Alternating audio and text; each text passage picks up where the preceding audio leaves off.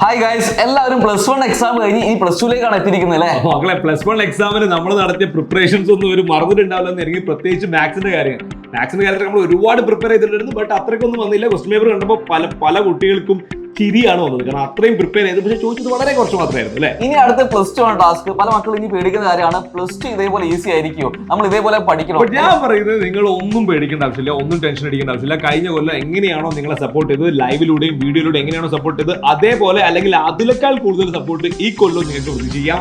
പക്ഷെ ഒരു കാര്യമുണ്ട്, +2 നമ്മൾ കഴിഞ്ഞ 2 കൊല്ലത്തെ പേപ്പർ അനാലിസിസ് ചെയ്യുമ്പോൾ മനസ്സിലാവുന്നത് 2024 പബ്ലിക് എക്സാമിന്റെ ക്വസ്റ്റ്യൻ പേപ്പർ കുറച്ച് കമ്പാരിറ്റീവ്ലി ഈസി ആയിരുന്നു. പക്ഷേ 2025 വന്നപ്പോൾ മാത്സ് ആണെങ്കിൽ സ്റ്റാൻഡേർഡ് ആയിട്ടുള്ള ക്വസ്റ്റ്യൻസ് ആണ്, അതേപോലെ ഫിസിക്സ് കെമിസ്ട്രി കുറച്ച് ഡിഫിക്കൽട്ട് ഫിസിക്സ് കെമിസ്ട്രി കുറെ കുട്ടികളെ വെള്ളം കുടിപ്പിച്ചിട്ടുണ്ട്, നിങ്ങൾ വാർത്തയിലൊക്കെ കേട്ടിട്ടുണ്ടാവും. അതെ, അപ്പൊ നിങ്ങൾ പ്രിപ്പയർ ചെയ്യേണ്ടത് ആ ലെവലിൽ പ്രിപ്പയർ ചെയ്താൽ പിന്നെ ഒന്നും പേടിക്കേണ്ട ആവശ്യമില്ല.